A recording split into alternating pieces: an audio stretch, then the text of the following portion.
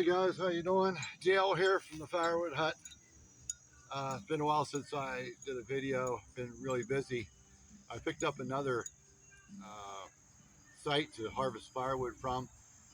Still working out of Cranberry Township in western Pennsylvania, north of Pittsburgh. I'm taking out cherry, and I'll show you all the Norway spruce that I got out of that project.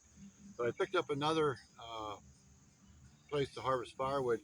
A guy from the church that I go to got a hold of me and said he had some trees that he wanted to take out. Big tooth aspen, huge trees. Um, the, they had two big tooth aspen and a smaller cherry. Cherry was about 12 inches in diameter, but you can see the size of this aspen that I took down. The second, both trees are similar in size, and the second one I dropped, the Mrs. Homeowner was inside the house, and she said she felt it through the floor, through her feet when the tree hit the ground. So quite massive, and big tooth aspen is quite limby too. So it took us a while to delimb it, get down to where we wanted to start cutting 16 inches for firewood. So let me show you else what is going on here at the Firewood Hut.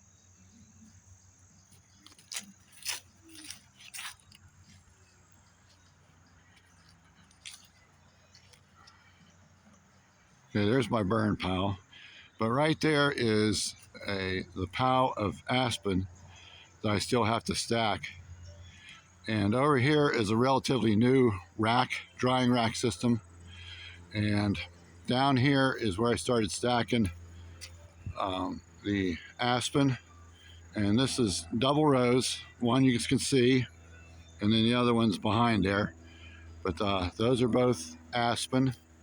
Here's some limbwood, and on the back side there is locust. And here's another double row, 2 face cords of aspen. And then this is all my wood that I'll be using for the winter. But here's another drying rack that I rebuilt. It was haphazardly put together, and different widths and stuff like that. So I ripped that all out and put these casket pallets.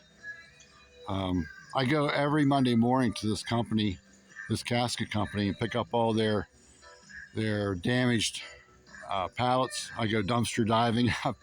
They have a humongous dumpster, and like 8 foot tall, and I crawl in through there and pick out all the this style of pallets that they have. But anyway, this is where the rest of the aspen will be going.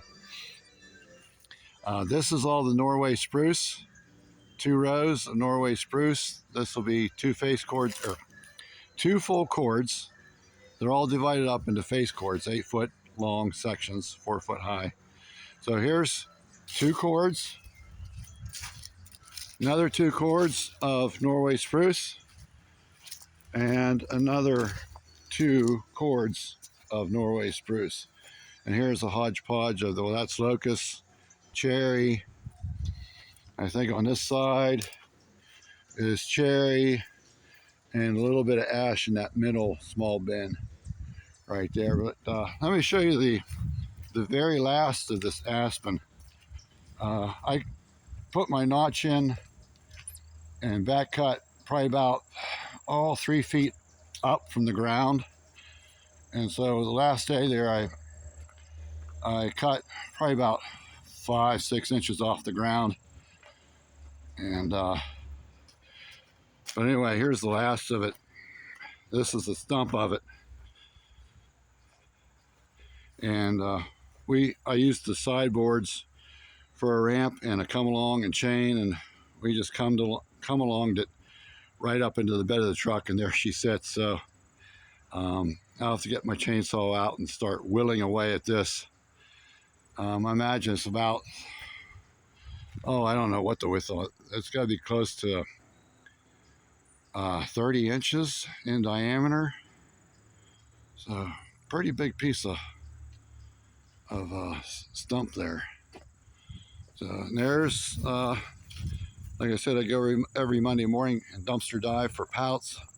And there's the repaired pallets I got stacked up there. Joe from Ohio Woodburner keeps calling me up and say, "Hey, you got any more of those pallets?" I don't think I'm allowed on his property if I don't bring pallets to him. But there's the scrap and pieces, parts. The pallets that are too far gone or damaged, I use for tearing them apart and get pieces, parts, and put the good stuff back together. There's ones that I'll rob off of this and use for repairing those. So, and let me show you this other rack system I built, or am in the process of building. Is this right up here? I'm going to put another 8-foot on here. So that'll be 4 face cords that I can just stack and leave stacked, and the customer can just back right up there, and I'll be putting a roof over top of that. I wanted to do something like right now. This is my main selling yard down here. By the way, those bins I just showed you will look very, very similar to this thing right here. Okay, with the green roof. But this is my main selling yard. This is the original hut where I sell all my bundles at. And there's $17 racks or bins. And I got a half face cord rack off the corner there that I need to fill up. And then over here's my tiki hut with more bins, $17 bins. And then this is my main half face cord rack system here that people can buy from. But you know, every time, well, all my wood right now is way down there in the wood yard. This is my cherry pit here. But then everything that I stack, I got to bring up here and refill these bins and racks. And this has helped to that I don't have to, I could just fill this up and then sail right out of that. Sort of like an emergency overflow or what have you. But anyway, I'm trying to eliminate some of this restacking. I like to stack it once and then the customer can back right up to it and make the purchase, load up, and be on their way. There's a load of cherry. I got a split. That'll all be going in here.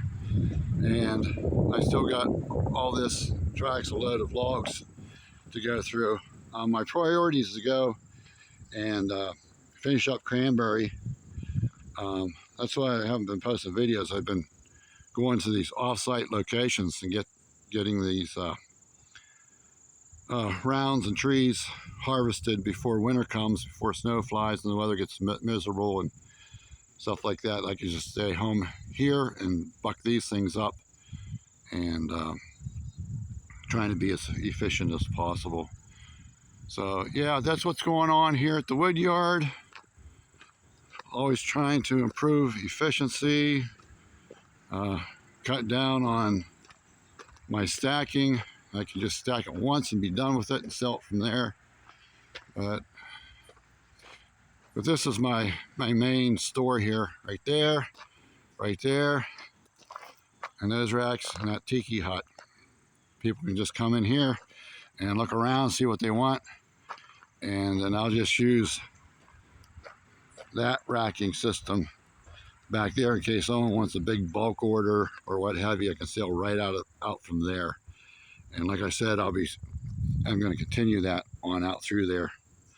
So, hey, yeah, that's I'm getting out of breath here just walking around. I'm just thinking of the work it's going to take to get this stump down into manageable firewood. So I think this is Daniel Atkins territory, or Shibe.